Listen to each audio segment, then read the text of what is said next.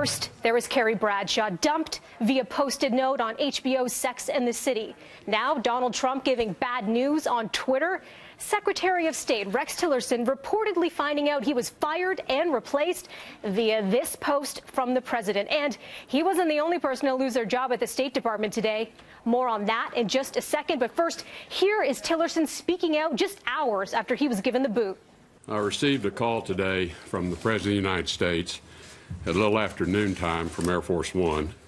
What is most important is to ensure an orderly and smooth transition during a time that the country continues to face significant policy and national security challenges. As far as Rex Tillerson is concerned, I very much appreciate his commitment and his service. We got along actually quite well, but we disagreed on things. Trump speaking to reporters this morning before his first trip to California as president.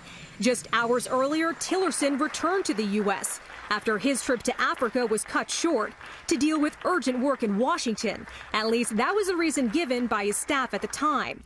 Now, the 65-year-old former ExxonMobil chief exec is out of Trump's inner circle, let go after a series of public rifts over issues like Russia and North Korea. At times, the president has seemingly undercut his top diplomat with tweets like this in October. I told Rex Tillerson, our wonderful Secretary of State, that he is wasting his time trying to negotiate with Little Rocket Man, referring to North Korea's leader. Save your energy, Rex. We'll do what has to be done.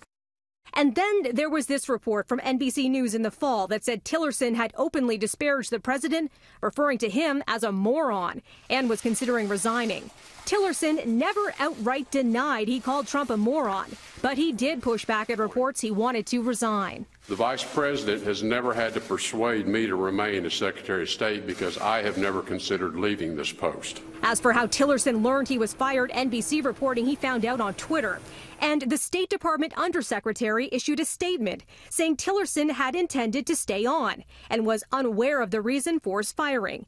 Hours later, the White House staff fired that key aide for contradicting the official account of how Tillerson was notified. And the Associated Press reporting White House Chief of Staff John Kelly called Tillerson on Friday with a heads up to watch for the president to tweet about him. As for Tillerson's likely replacement, Trump says he has total confidence in his pick for the next Secretary of State.